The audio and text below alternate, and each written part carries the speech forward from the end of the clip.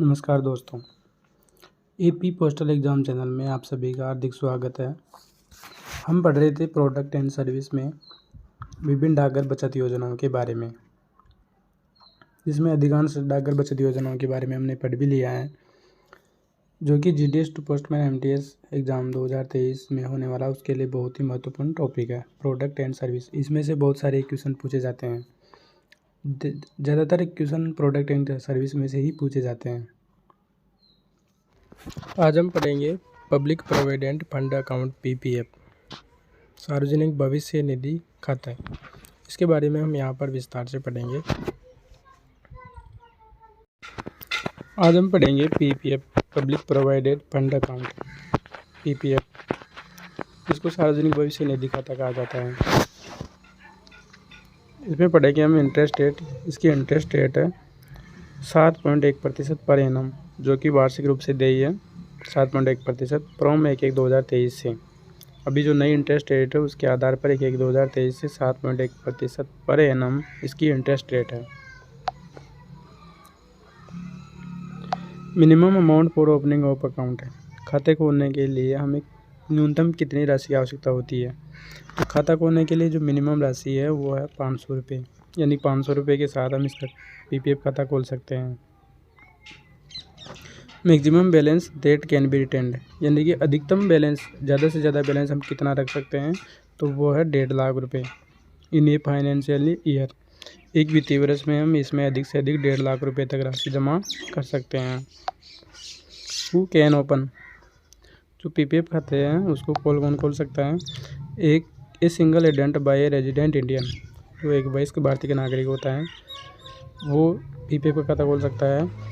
एक guardian on behalf of minor person of unsound mind, विकृत दिमाग, यानी जो मेंटल से हो है और अवयस्क की ओर से उसका अभिभावक खाता खोल सकता है।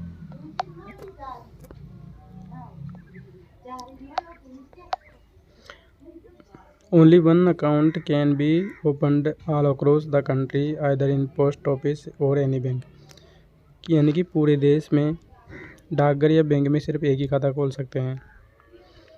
जो पीपीएफ का खाता है वो पूरे देश में या तो डाकघर में या बैंक में सिर्फ एक ही खाता खोल सकता है। सिर्फ एक व्यक्ति का एक ही खाता खोला जाएगा पूरे देश में, या तो वो पोस्ट ऑफिस में हो या फिर बैंक में हो। डिपॉजिट कितनी राशि जमा कर सकते हैं इसमें? तो वो है मिनिमम डिपॉजिट 500 रुपये इन ए फाइनेंशियल ईयर, यानी कि एक वित्तीय वर्ष के अंदर हम इसमें कम से कम 500 रुपये जमा कर सकते हैं। कम से कम 500 रुपये जमा होना ज़रूरी है वित्तीय वर्ष में, नहीं तो खाता क्या हो जाता है? डिसकंटिन्यूड हो जाता है।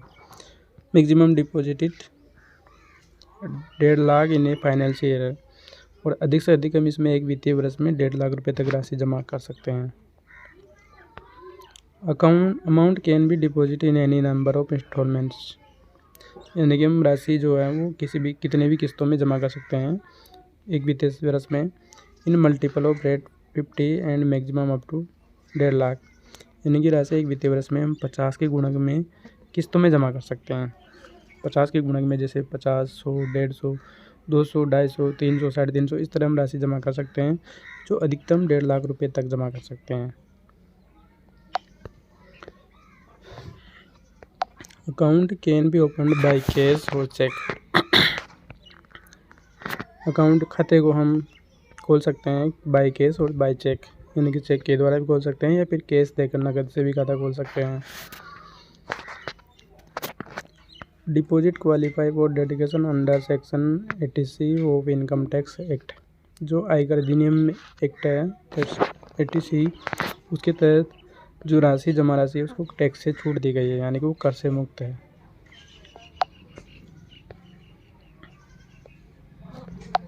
डिसकंटिन्यूड ऑफ अकाउंट, यानी खाते का बंद होना। If any financial year minimum deposit of rate 500 रुपये, यानी कि अगर खाते में 500 रुपये कम से कम एक फाइनेंशियल ईयर में जमा नहीं किए गए हैं तो पीपीएफ खाता जो है बिकम डिसकंटिन्यूड, जो भी बिकम यानी खाता डिसकंटिन्यूड हो जाएगा, खाता बंद हो जाएगा। यदि एक वित्तीय वर्ष में 500 रुपये जमा नहीं होते हैं तो पीपीएफ अकाउंट निष्क्रिय हो जाएगा। कम से कम 500 रुपये होना ज़रूरी है एक वित्तीय वर्ष में। Loan withdrawal facility is not available on discontinued account. जो बंद खाता है उस पर ऋण और आहरण की सुविधा उपलब्ध नहीं होगी।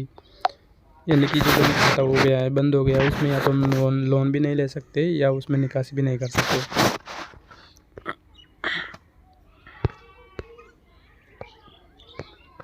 Discontinue account can be revived, यानी जो डिसकंटिन्यू अकाउंट हो गया है उसको हम रिवाइव्ड भी कर सकते हैं, यानी उसका रिवाइवल कर सकते हैं, वापस पुनः चालू कर सकते हैं।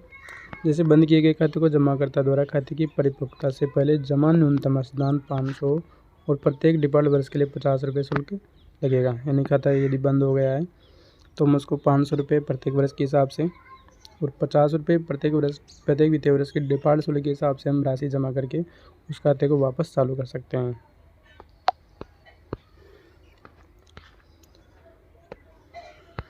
इंटरेस्ट,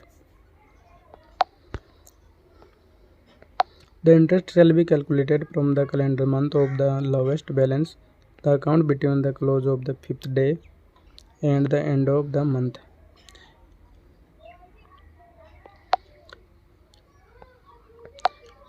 यानी जो महीना है उसके पाँचवें दिन मतलब 5 तारीख, या जो महीने के अंत और महीने के जो लास्ट दिन होता है उसके बीच में जो शेष राशि है उस माह के लिए उस पर ब्याज की गणना की जाएगी। जैसे इस महीने की जो राशि है उस महीने की 5 तारीख और जो लास्ट तारीख होगी उसके मध्य जो राशि है उस पर ब्याज की गणना की जाएगी।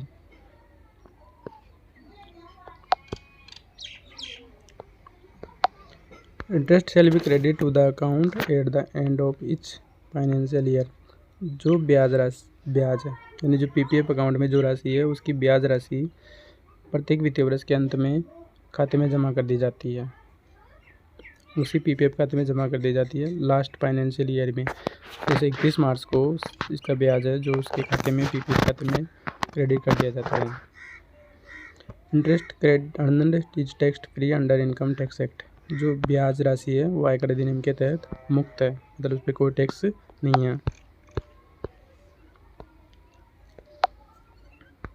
Loan can be taken after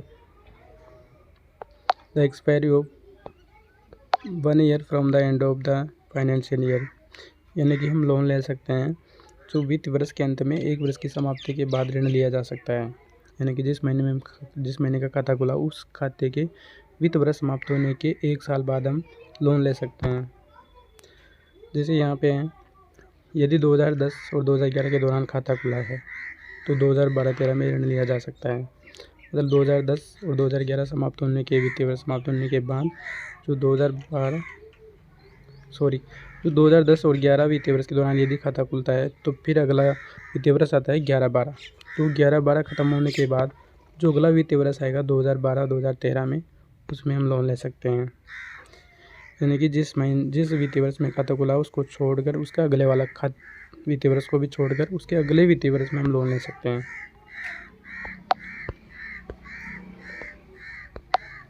loan can be taken before expiry of 5 years from the end of the year in which the initial subscription was made. जिस वर्ष प्रारंभिक अंशदान किया गया था, मतलब जिस वर्ष में खाता खोला गया था उस वर्ष के अंत से 5 वर्ष की समाप्ति से पहले ऋण लिया जा सकता है। जिस वित्तीय वर्ष में हम खाता खोलते हैं, पीपीएफ का खाता खोलते हैं, उसके 5 वर्ष बाद यानी 5 वर्ष के अंदर हम उसमें लोन ले सकते हैं। 5 वर्ष की समाप्ति से पहले 5 वर्ष पूरे होने के बाद उसमें लोन नहीं ले सकते।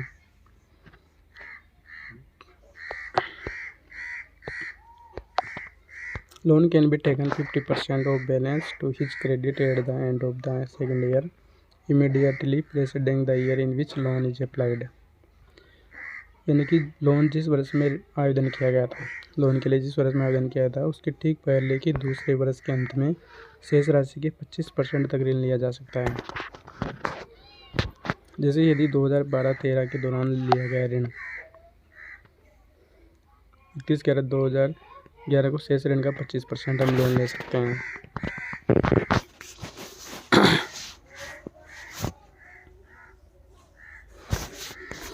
जैसे 2012 और 13 में हम यदि लोन लेते हैं, 2012-13 में लोन लेते हैं तो जो 31/3/2011 है यानी कि पिछला फाइनेंशियल ईयर है उसका जो राशि है उस तक जो राशि जमा की गई है उसका 50% लोन ले सकते हैं। जैसे मान लो 2012-13 वर्ष तक यदि हम उसमें 1,00,000 रुपये जमा कर देते हैं तो जो 2011 तक मान लो 1,00,000 रुपये जमा है तो उस 1,00,000 का 25,000 लोन हमें मिल जाता है।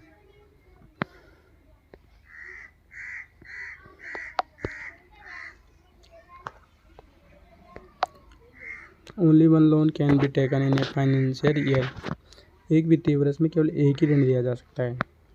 एक वित्तीय वर्ष में केवल एक ही ऋण लिया जा सकता है। Second loan shall not be provided till first loan was not repaid. यानी कि दूसरा ऋण हम तभी ले सकते हैं जब हमने पहला ऋण चुका दिया हो। दूसरा ऋण तब तक नहीं दिया जाएगा जब तक यदि पहला ऋण चुकता नहीं है, यानी पहले ऋण को चुकाया नहीं गया है।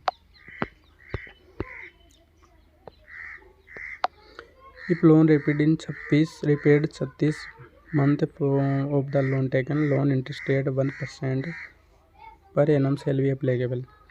यदि लोन की राशि 36 महीने के भीतर चुकाई जाती है, जो लोन लिया गया है यदि वो 36 महीने का भीतर चुका दिया गया है, यानी कि 3 वर्ष के अंदर चुका दिया गया है, तो ऋण की ब्याज दर 1% प्रति वर्ष लागू होगी। तो जो उस पर लोन की इंटरेस्ट रेट है वो 1% लागू होगी 36 महीने चुकाने पर। If loan repaid 36 month of the loan taken, loan interest rate 6% per annum shall be applicable from the date of loan the disbursement. यदि ऋण 36 महीने के अंदर नहीं चुकाया जाता है, यानी कि 3 वर्ष के अंदर यदि लोन चुकाया नहीं गया है, तो जो ऋण की वितरण तारीख थी, यानी जिस तारीख को लोन दिया गया था उस तारीख से उसकी ब्याज दर होगी 6% प्रति वर्ष की दर से लागू होगी। यानी कि यदि हम लोन 36 महीने के अंदर चुका देते हैं, 36 महीने के अंदर चुका देते हैं तो 36 महीने के अंदर चुकाने पर हमारी ब्याज राशि होगी 1%। और यदि 36 महीने के बाद चुकाते हैं, यानी कि आफ्टर 36 बाद चुकाते हैं, तो उसकी हमारी ब्याज राशि होगी 6%, यानी कि 6% वार्षिक दर से ब्याज देय होगा।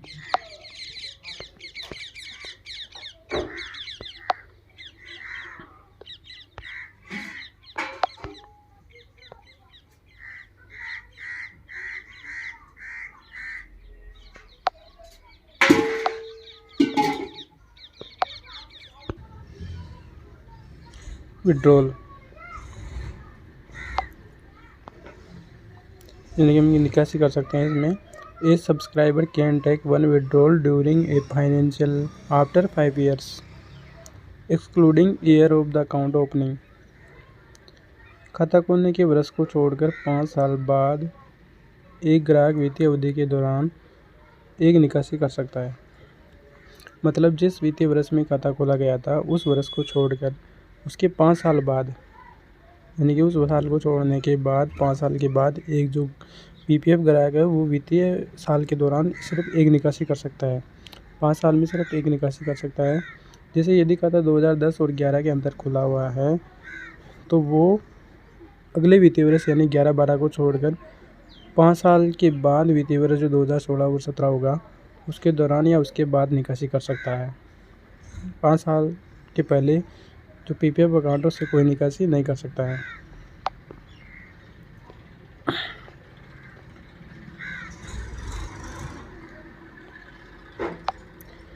Amount withdrawal can taken up to 50% of balance at the credit at the end of 4th preceding year और at the end of preceding year whichever is lower. यानी कि निकासी राशि पिछले चौथे वर्ष के अंत में या पिछले वर्ष के अंत में जमा राशि के 50% तक जो भी कम हो ली जा सकती है। कहने का मतलब है यदि वो खाता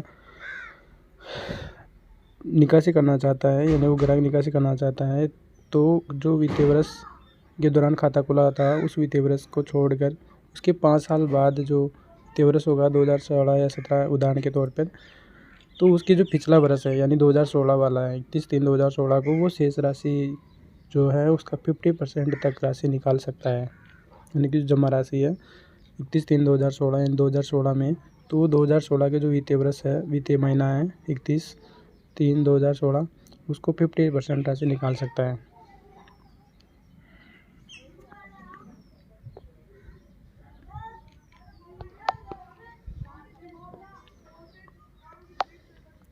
मेच्योरिटी अवधि, इसकी परिपक्वता अवधि आफ्टर 15 वित्तीय वर्ष, यानी कि जो 15 साल बाद 15 फाइनेंशियल ईयर के बाद में हम इस अपना खाता मेच्योर हो जाता है, इसकी परिपक्वता अवधि हो जाती है। इसके बाद में हम खाते को बंद करके अपनी राशि निकाल सकते हैं।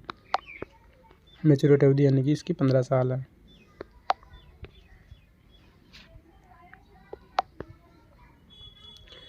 Can retain maturity value in his or her account further without deposit in the PPF interest rate will be applicable and payment can be taken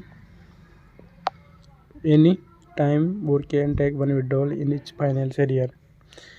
यानी कि अपना खाता यदि परिपक्व हो जाता है तो बिना जमा किए हुए खाते को, यानी कि हम खाते में बिना जमा किए हुए भी पीपीएफ खाते को रख सकते हैं, किसी भी समय तक भुगतान रख सकते हैं और भुगतान किसी भी समय लिया जा सकता है। यानी जैसे 15 साल बाद में अगर अपना खाता मैच्योर हो जाता है, अगर उसमें निकालना नहीं चाहते हैं तो डाकघर में उसको वैसे ही रहने देते हैं, बंद नहीं करते हैं। हम किसी भी टाइम तक उसको खाता को चालू रख सकते हैं। और अगर हम चाहें तो वित्तीय वर्ष प्रत्येक उसके खाते को बाद में प्रत्येक वित्तीय वर्ष में एक निकासी ले सकते हैं। यानी 15 साल बाद में जितने भी साल हम खाते को रखना चाहें और उस दौरान हम निकासी कर सकते हैं प्रत्येक वित्तीय वर्ष में एक।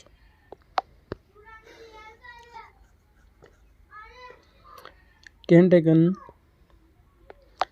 His her account of further block of 5 years and so on with in 1 year of maturity. यानी कि जो परिपक्वता अवधि है उसके 1 साल के भीतर खाते को 5 साल के लिए आगे बढ़ा सकते हैं। खाता यदि परिपक्व हो जाता है, उसको आगे बढ़ाना चाहते हैं तो जो परिपक्वता अवधि है उसके 1 साल के भीतर हम उसको 5 साल के लिए आगे बढ़ा सकते हैं।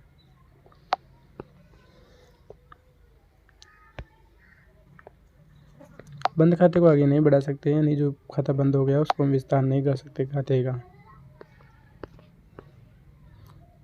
आगे प्रीमेच्योर क्लोजर, यानी कि समय से पहले हम खाते को कब बंद कर सकते हैं।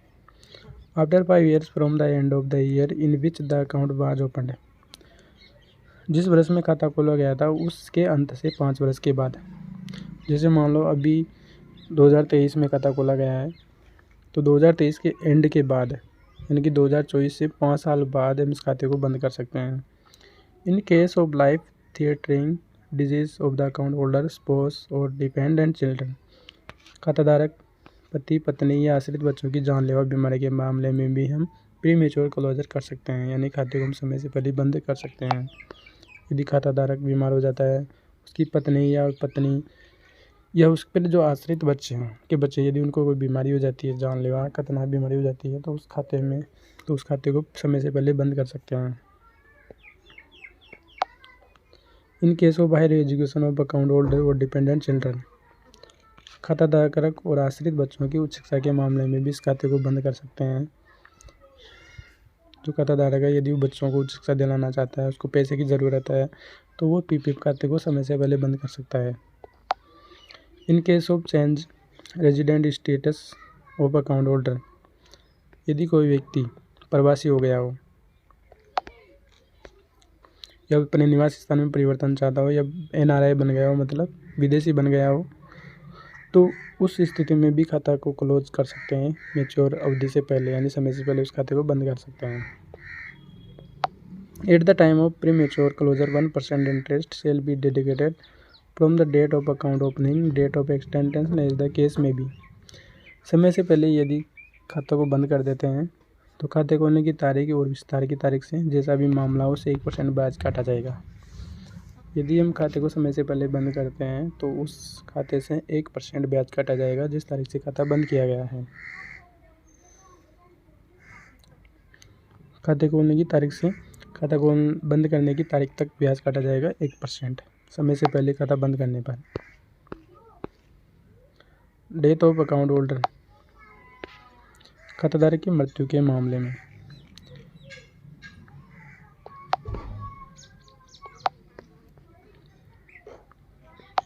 In case of death of account holder the account shall be closed and nominees or legal heir shall not be allowed to continue deposit in the account. यानी कि कोई खाताधारक है, यदि उसकी मृत्यु हो जाती है तो खाता बंद कर दिया जाएगा।